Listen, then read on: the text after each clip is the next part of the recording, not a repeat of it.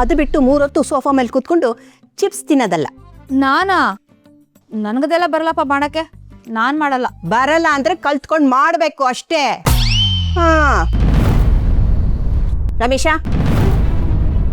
ಬಾಯ್ಲಿ, ನೀನ್ ಕಣ್ಣೇನಾದ್ರೂ ನೆತ್ತಿ ಮೇಲಿದ್ಯಾ? ಅಲ್ಲ ಕಣೋ, ನಿನ್ನ ಹೆಂಡತಿ ಹಾಸ್ಪಿಟ್ಲಲ್ಲಿದ್ಲು, ಈಗ ತಾನೇ ಮನೆಗೆ ಬಂದಿದ್ದಾಳೆ, ಹೇಗಿದ್ದಾಳೆ ಅಂತ ವಿಚಾರಿಸ್ಬಾರ್ದಾ? ಅವಳಿಗೇನಮ್ಮಾಗಿದೆ? ಗುಂಡು ಕಲ್ಲಿದ್ದಾಗಿದ್ದಾಳೆ. ಕೈಯಷ್ಟು ತಾನೇ ಮುರಿದಿರೋದು, ಏನೋ ಆಕಾಶನೇ ತಲೆ ಮೇಲೆ ಬಿದ್ದಿರೋ ಥರ ಆಡ್ತಾ ಇದೆಯಾ? ಹೆಂಡತಿ ಬಗ್ಗೆ ಮಾತಾಡೋ ರೀತಿನ ಇದು? ಅದೇನೋ ಹೇಳ್ತಾರಲ್ಲ, ನಾಯಿ ಬಲ ಯಾವತ್ತು ಡೊಂಕೆ ಅಂತ. ಎಲ್ಲ ನಮ್ಮ ಹಣೆ ಬರ ಅಷ್ಟೇ. ಅಲ್ಲ ನಿಧಿ, ದೊಡ್ಡದಾಗಿ ಹೇಳ್ತಾ ಇದ್ದೆ ಇವ್ರನ್ನ ಡ್ರೈವಿಂಗ್ ಸ್ಕೂಲಿಗೆ ಸೇರಿಸ್ತೀನಿ ಅಂತ. ಈಗ ಗಾಡಿ ಓಡಿಸೋದಿರ್ಲಿ, ಸ್ಟೇರಿಂಗ್ನ ಹಿಡ್ಕೊಳ್ಳೋಕ್ಕೂ ಆಗದಿರೋ ಸ್ಥಿತಿಗೆ ತಗೊಂಬಂದಿದ್ಯಾ. ಪ್ರೈಮರಿ ಸ್ಕೂಲಲ್ಲಿದ್ದಾಗ ಒಂದು ಗಾದೆ ಮಾತು ಹೇಳ್ತಾ ಇದ್ರು, ಅತಿ ಆಸೆ ಗತಿಗೇಡು ಅಂತ. ಏನ್ ಮಾಡೋದು, ಕೆಲವೊಬ್ರಿಗೆ ಎಲ್ಲಾನು ಸುಲಭ, ಕೂತಲ್ಲೇ ಬ್ಯಾಂಕ್ ಅಕೌಂಟ್ಗೆ ಲಕ್ಷ ಲಕ್ಷ ಬಂದ್ ಬೀಳುತ್ತೆ. ಇನ್ನು ಕೆಲವರು ಕಷ್ಟಪಡ್ಬೇಕಾಗತ್ತೆ. ಸ್ವಂತ ಶ್ರಮದಿಂದ ಕಷ್ಟಪಟ್ಟು ದುಡ್ದಾಗ ಸಿಗುತ್ತಲ್ಲ ತೃಪ್ತಿ, ಅದನ್ನ ಅನುಭವಿಸಿದವ್ರಿಗೆ ಮಾತ್ರ ಗೊತ್ತು.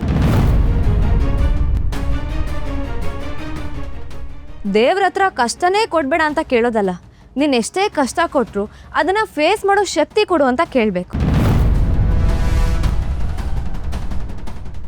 ಇದೊಂದು ಬ್ಯಾಡ್ ಟೈಮ್, ಪಾಸ್ ಆಗುತ್ತೆ, ಎಲ್ಲನೂ ಒಳ್ಳೇದೇ ಆಗುತ್ತೆ.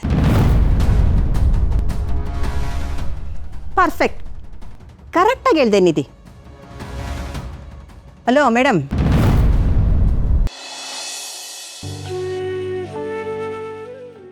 ಒಂದು ತಗೊಂಡಿರೋ ದುಡ್ಡನ್ನ ತೀರ್ಸೋ, ಇಲ್ದೇ ಇದ್ರೆ ಆಸ್ಪತ್ರೆನ ಬರ್ದು ಕೊಡು.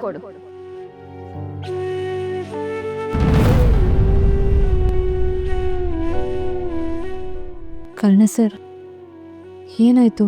ಯಾಕೆ ಒಂಥರ ಇದ್ದೀರಾ? ಅಮ್ಮಂಗೆ ಆಕ್ಸಿಡೆಂಟ್ ಆಯ್ತು ಅಂತನಾ?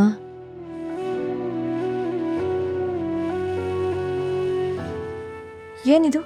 ಹಾಸ್ಪಿಟ್ಲ್ನ ಅವ್ರಿಗೆ ಬರ್ಕೊಡ್ಬೇಕಂತೆ. ಒಂದು ವೇಳೆ ಹಾಗೆ ಮಾಡಲಿಲ್ಲ ಅಂದರೆ ಮನೇಲಿ ಯಾರೂ ಜೀವಂತವಾಗಿ ಬಿಡೋದಂತೆ.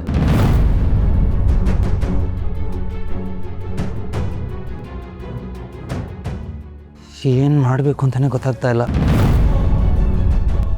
ಕೊಲ್ಲೋ ಮಟ್ಟಕ್ಕೆ ಹೊರಟಿದ್ದಾರ? ಇಲ್ಲ ಕಣ್ಣ ಸರ್, ಇದ್ಯಾಕೋ ಜಾಸ್ತಿ ಆಯಿತು. ಇನ್ನು ನಾವು ಸುಮ್ಮನೆ ಕೂರೋದ್ರಲ್ಲಿ ಅರ್ಥನೇ ಇಲ್ಲ.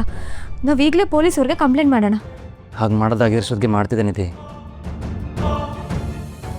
ಅವರೆಲ್ಲ ರೌಡಿಗಳು, ಕಾನೂನು ವ್ಯವಸ್ಥೆನೆಲ್ಲ ಜೇಬಲ್ಲಿ ಇಟ್ಕೊಂಡಿದ್ದಾರೆ. ಯಾರನ್ನ ಹೇಗೆ ಬೇಕಾದರೂ ಕೊಂಡ್ಕೊಳ್ಳೋ ತಾಕತ್ತಿದೆ.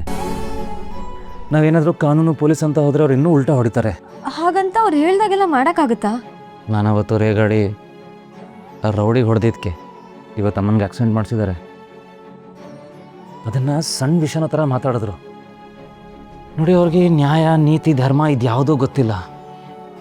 ತುಂಬ ಕೇರ್ಫುಲ್ಲಾಗಿ ಇದನ್ನು ಹ್ಯಾಂಡಲ್ ಮಾಡಬೇಕು. ಆದರೆ ನನಗೊಂದು ಅರ್ಥ ಆಗ್ತಿಲ್ಲ ಸರ್, ಇಷ್ಟೊಂದು ಸಲನ ಹೇಗೆ ಒಟ್ಟಿಗೆ ತೀರ್ಸೋಕ್ಕಾಗತ್ತೆ? ಅವ್ರು ನಮಗೆ ಮೊದಲು ಟೈಮ್ ಕೊಟ್ಟಿದ್ರು ತಾನೆ, ಇವಾಗ ಯಾಕೆ ಇದ್ದಕ್ಕಿದ್ದಾಗೆ ಟಾರ್ಚರ್ ಕೊಡೋದಕ್ಕೆ ಶುರು ಮಾಡಿದ್ದಾರೆ? ಇದ್ಯಾಕೋ ಸಾಲ ದುಡ್ಡು ಇಷ್ಟಕ್ಕೆ ಸೀಮಿತವಾಗಿರೋ ವಿಷಯ ಅಲ್ಲ, ಅದನ್ನು ಮೀರಿ ಬೇರೆ ಏನೂ ಇದೆ ಅಂತ ನಂಗೆ ಅನ್ನಿಸ್ತಿದೆ. ಅಂದರೆ ನಮಗೆ ಬೇಕು ಅಂತಲೇ ಟಾರ್ಚರ್ ಕೊಡ್ತಿದ್ದಾರೆ ಅಂತನಾ? ಗೊತ್ತಿಲ್ಲ, ಬಟ್ ಎಲ್ಲೋ ಏನೋ ಸರಿ ಇಲ್ಲ ಅಂತ ನಂಗೆ ಮನ್ಸಿಗೆ ಅನ್ನಿಸ್ತಿದೆ. ನಿಜವಾಗ್ಲೂ ಇವ್ರು ದುಡ್ಡುಗೋಸ್ಕರ ಇದೆಲ್ಲ ಮಾಡ್ತಿದ್ದಾರಾ? ಹಾಗಿದ್ರೆ ನನ್ನ ಫ್ಯಾಮಿಲಿನ ಯಾಕೆ ಟಾರ್ಗೆಟ್ ಮಾಡಬೇಕು? ದುಡ್ಡು ಅಷ್ಟೇ ಮುಖ್ಯ ಆದರೂ ಇದೆಲ್ಲ ಮಾಡೋಕ್ಕೆ ಸಾಧ್ಯನೇ ಇಲ್ಲ ಅಲ್ವಾ? ಏನೋ ಒಂದು ಇಂಪಾರ್ಟೆಂಟ್ ಕೊಂಡಿ ಮಿಸ್ ಆಗ್ತಿದೆ ನಿಧಿ.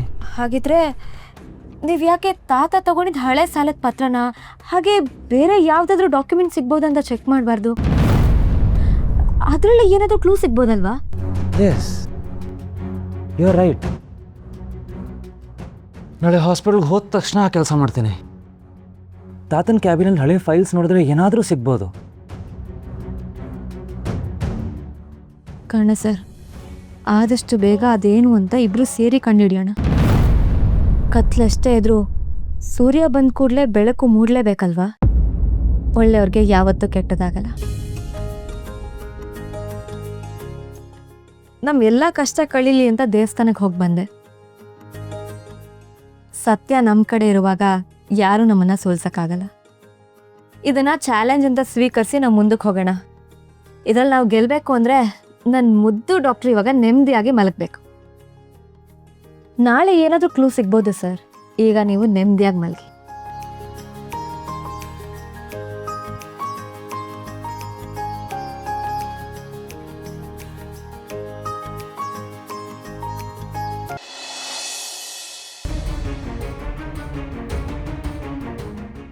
ಛೇ, ಇವಳು ಪಕ್ಕ ಮಲ್ಕೋಬೇಕಾ? ಏನು ಮಾಡೋದು? ಏನೋ ಸ್ವಲ್ಪ ದಿನ ನಮ್ಮ ಕರ್ಮ ಅಂತ ಅಡ್ಜಸ್ಟ್ ಮಾಡ್ಕೋಬೇಕು ಅಷ್ಟೇ.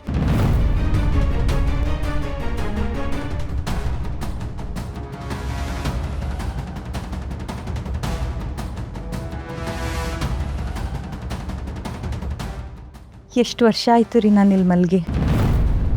ಇವತ್ತೇನೋ ಒಂಥರ ಖುಷಿ ಆಗ್ತಿದೆ. ಓಹೋ, ಹೌದಾ? ಅದಕ್ಕೋಸ್ಕರನೇ ಕೈ ಮುರ್ಕೊಂಡ್ಯಾ? ನಿಮಗೆ ಕಷ್ಟ ಆಗುತ್ತೆ ಅನ್ನೋ ಆಗಿದ್ರೆ ನಾನು ನೆಲದ ಮೇಲೆ ಮಲ್ಕೋತೀನಿ. ಹಲೋ ಹಲೋ, ಏನು ಬೇಡ. ನೀನು ನೆಲ ಮೇಲೆ ಮಲ್ಕೋದು, ನಿನ್ನ ಕೈ ಬೇಗ ವಾಸಿ ಆಗದೆ ಇರೋದು, ಅದಕ್ಕೆ ನಾನೇ ಕಾರಣ ಅಂತ ಈ ಮನೆಯಲ್ಲಿರೋ ಕೆಲವು ಪ್ರತಿಭೆಗಳು ತಾಂಡವ ಆಡೋದು, ಇದ್ಯಾವುದು ನನಗೆ ಬೇಕಾಗಿಲ್ಲ. ಇಲ್ಲೇ ಬಿದ್ಕೋ. ಸರಿ. ಹಲೋ ಹಲೋ ಹಲೋ, ನಿನ್ನ ಮೇಲೆ ಪ್ರೀತಿ ಉಕ್ಕಿ ಹರಿದು ಇಲ್ಲಿ ಮಲ್ಕೋ ಅಂತ ಹೇಳ್ತಾ ಇದ್ದೀನಿ ಅಂತ ತಿಳ್ಕೊಬೇಡ. ನಿನ್ನ ಕೈ ಬೇಗ ವಾಸಿ ಆದರೆ ನನಗೆ ಬೇಕಾಗಿರೋದನ್ನು ಮಾಡಿಸ್ಕೊಂಡು ತಿನ್ಬೋದು ಅಂತ. ಆ ನಿಧಿ ಮಾಡಾಕ್ತಿರೋ ಸಪ್ಪೆ ಊಟ, ಸಕ್ಕರೆ ಇಲ್ದಿರೋ ಕಾಫಿನ ಕುಡಿದು ನನ್ನ ನಾಲಿಗೆ ಸತ್ತು ಹೋಗಿದೆ. ಅದಕ್ಕೋಸ್ಕರನಾದರೂ ನಿನ್ನ ಕೈ ಬೇಗ ವಾಸಿಯಾಗಲಿ. ನಿಮ್ಮ ಆರೋಗ್ಯ ಚೆನ್ನಾಗಿರಲಿ ಅನ್ನೋ ಕಾರಣಕ್ಕೆ ತಾನೇ ನಿಧಿ ಇದನ್ನೆಲ್ಲ ಮಾಡ್ತಿರೋದು. ಈ ಥರ ತಿಂದು ಬದುಕಿದ್ರು ಒಂದೇ, ಹೋದರೂ ಒಂದೇ. ಬಿಡ್ತು ಅನ್ರಿ. ನೋಡಿ ಮಾಲ್ತಿ, ನಿನ್ನ ಇಲ್ಲಿ ಮಲಗೋದಕ್ಕೆ ಬಿಟ್ಟಿದ್ದೀನಿ ಅಂತ ನೀನು ನನ್ನ ತಲೆ ಮೇಲೆ ಹತ್ತು ಕೂರಬೇಕಾಗಿಲ್ಲ. ಹಾಸಿಗೆ ಇದ್ದಷ್ಟು ಕಾಲು ಚಾಚಬೇಕು. ಕೊಟ್ಟಿರೋ ಜಾಗದಲ್ಲಿ ಮಾತಾಡದೆ ಮಲ್ಕೋಬೇಕು. ನನ್ನ ತಲೆ ಕೆಡಿಸ್ಬೇಡ.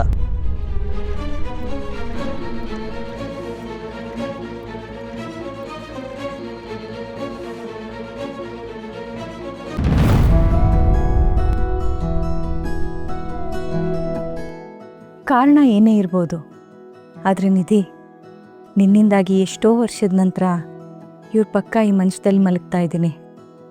ಏನೋ ಸಮಾಧಾನ ಅನಿಸ್ತಿದೆ.